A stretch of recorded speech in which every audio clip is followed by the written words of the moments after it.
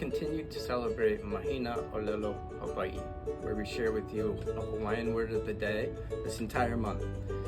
Today's Hawaiian word of the day is ho'olono, which means to listen.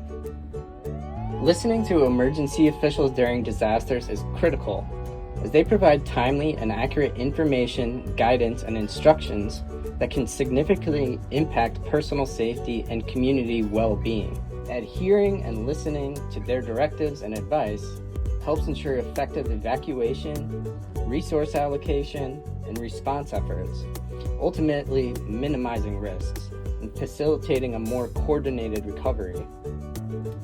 Haiama's Hawaiian word of the day is ho'olono.